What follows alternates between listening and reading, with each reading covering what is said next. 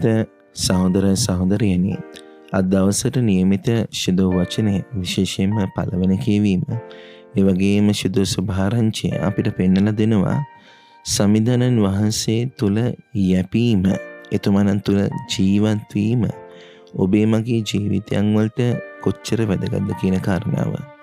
අද පළවෙනි කියවීමේදී ජෙරමායා දිවස් ප්‍රසාදිවරයා කියනවා කොච්චර වාසනාවන්තද ස්වාමින් වහන්සේ තුල ජීවත් වෙන මනුෂ්‍යයා. ඒ මනුෂ්‍යයා හරියට ගංගාවක් අසබඩ තිබෙන වෘක්ෂයක් වගේ. ඒකේ මුල් ඇදීම සිද්ධ වෙලා තිබෙන්නේ ඒ ගංගාවට. ඒ නිසා මොන ඍතු මාරු වුණත්, මොන පරිසර තත්ත්වයන් තුල ජීවත් වුණත්, ඒකේ මුල් ඇදීම තිබෙන්නේ ගංගාවට නිසා ඒක බොහොම ශාස්ත්‍රීයව වැඩෙනවා. කරදර කාලය, වියලි කාලය, මේ හැම තැනකදීම මේ වෘක්ෂය පළදරනවා. හේතුව ඒකේ මුල දැරීම සිද්ධ වෙලා තිබෙන්නේ ගංගාවට. එතකොට සමිඳුන් වහන්සේ තුල ජීවත් වෙන මිනිසයාගේ ජීවිතයත් මෙන්න මේ වගේ ප්‍රේමන්තේනේ. ඒ ස්වාමින් වහන්සේ නම් මගේ එකම සරණය. ඒ ස්වාමින් වහන්සේ තුල නම් මගේ විශ්වාසය ගොඩ නැගිලා තිබෙන්නේ.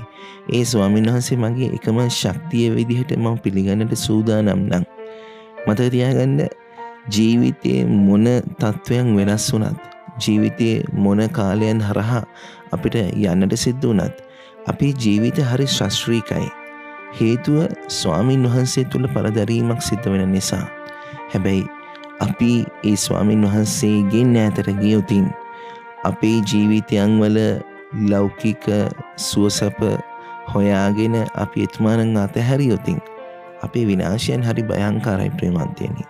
එතකොට මේ ස්වාමින් වහන්සේ තුල යැපෙන මිනිසයාට ඒ ස්වාමින් වහන්සේ ලබා දෙන වරප්‍රසාද පිළිබඳව අවබෝධයක් තිබෙනවා.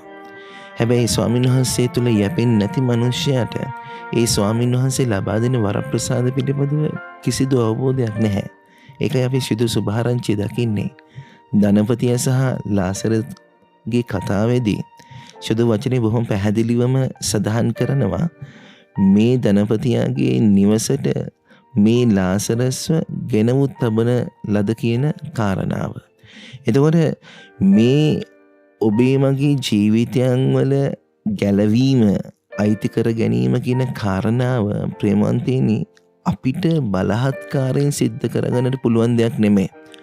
ස්වර්ගීය ජීවිතයේ දිනා ගැනීම කියන කාරණාව මගේ ශක්තියෙන්, මගේ උවමනාවෙන්, මගේ හැකියාවන් වලින් කරන්නට පුළුවන් කාරණාවක් නෙමෙයි.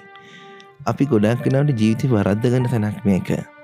මම හිතනවා මට ස්වර්ගය දිනා ගන්නට පුළුවන් කියලා. ප්‍රේමන්තේනි ස්වර්ගීය ජීවිතය ලබා දීම හෝ ලබා නොදීම ස්වාමින් වහන්සේ සතු තීරණයක්. හැබැයි ඒ වෙනුවෙන් ජීවත් වීම, ඒ වෙනුවෙන් කැපවීම, ඒ වෙනුවෙන් වැයවීම ඔබ මම කරන්නට අවශ්‍ය දෙයක්. ඒ වැයවීම සමිඳුන් වහන්සේ විමසන්නේ. මොකද ස්වාමීන් වහන්සේ කියන ඔබගේ හදවත මම විමසනවා. එතකොට බාහිර ක්‍රියාකාරකම් වලින් අපි මොන දේවල් කෙරුවත් අපේ ඇතුළාන්තයේ යැපීම තිබෙන්නේ කොතනද? එතන තමයි අපේ නැවතීම තිබෙන්නේ. එතකොට මේ ධනපති අශුද්ධ වචනේ කියන සියලු සැප සම්පත් එක්ක ජීවත් වෙච්ච කෙනෙක්. එතකොට හැම ආකාරයකම මේ ලෝකයේ තුල සැප සම්පත් ඔහුට තිබුණා. ඒ ලෝකයේ තුල ධනවත්කම ඔහුට තිබුණා. හැබැයි ඒ ධනවත්කම, ඒ සැප සම්පත් හේතුවක් වෙන්නේ නැහැ ස්වර්ගීය ජීවිතය දිනා ගැනීමට. ඒ නිසා ප්‍රේමන්තේනි විශේෂයෙන්ම මේ කාලයේදී ඔබ මම කල්පනා කරන්නට අවශ්‍ය කාරණාවක් තමයි ඔබේ මගේ ජීවිතයන් වල ඔබ මම නැවතිලා ඉන්නේ කොහෙද කියන කාරණාව. අපි හිතුවොතින් අපේ ජීවිතයන් වල ඉතාමත් වැදගත්ම දේ මේ ලෝකයේ තුල තිබෙන්නා වූ සැප සම්පත් සෙවීම කියන දේ අපි පොඩ්ඩක් නතර වෙන්නට අවශ්‍යයි.